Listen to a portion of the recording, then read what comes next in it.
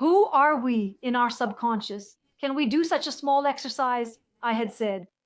I will ask for that, but let me see. I actually have many more questions, but we have reached 1 hour and 10 minutes. I found this very important. Şebnem Salçukun says the body does not get sick unless the soul is sick.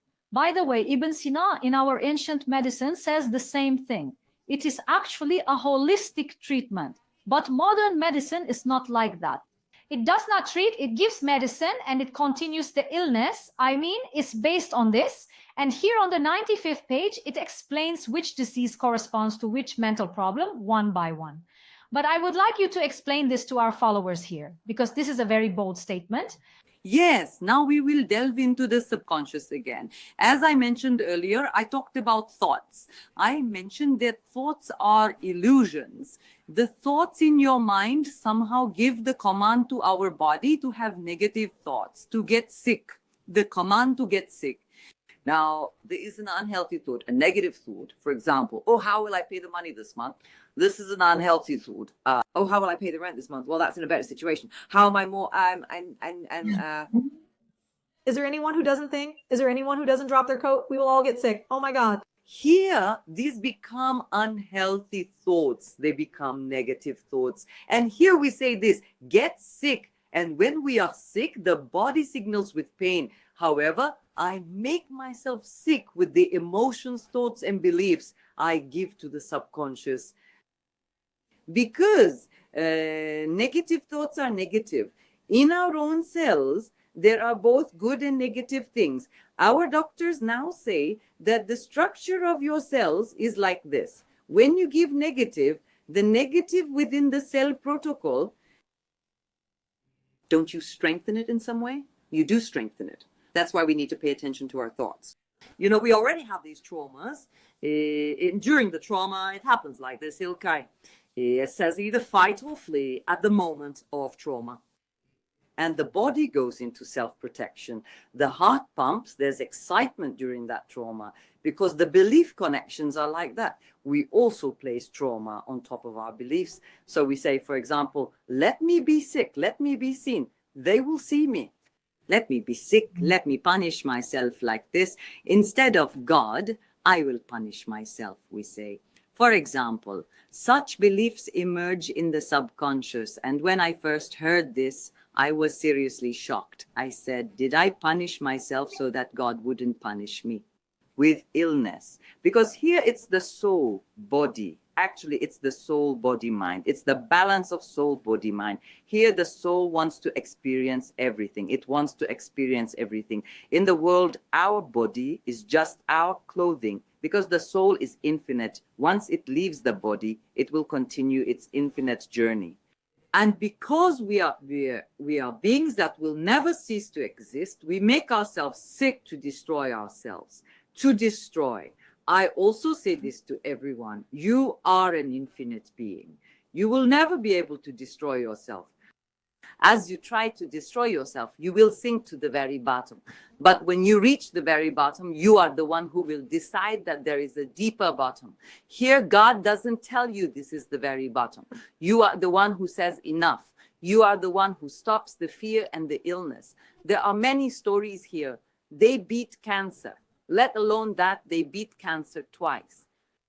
Here are these examples. For instance, now, when we look for this light, we can see our dark side here. He's overcoming cancer. God gave him hope, gave him a solution. Didn't he give you hope and a solution? If God exists, there is no hopelessness, no helplessness. I am confident about this. If God exists, you cannot talk to me about it. He is an infinite being and speaks to you of countless possibilities and miracles. And you look like this, you look with blinders like this. When you change your perspective here, when you see that there are other possibilities or other ways, how can you talk to me about hopelessness, despair? Aren't you then denying God here? Aren't you denying God when you deny yourself? Now let's think of someone who is sad.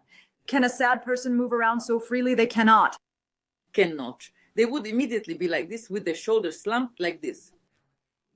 Since the body works according to the soul, and there is an inseparable relationship between the soul and the body, whatever emotion is in the soul, the body serves it. Body memory, body consciousness. For this reason, the negative beliefs and negative thoughts you take into your subconscious, everything negative is already the negative and positive formation within you. You know, our cells are constantly information. The world is information, planets, everything is information around each other. In that formation, because you conduct yourself negatively, because you create yourself from negativity, you make yourself sick. That's why I claim that the body doesn't get sick without the soul getting sick first.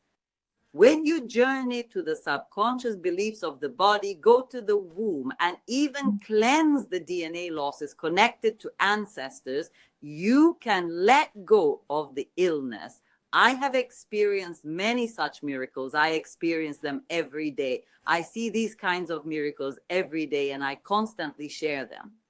So, if someone gets sick, should they stop and think about what they are doing spiritually? Is that right? And start the treatment that way? The soul or the Absolutely. treatment? What do we call our intestines? We call them the second brain. Why the most connect? For example, there is more serotonin in our intestines than in the brain.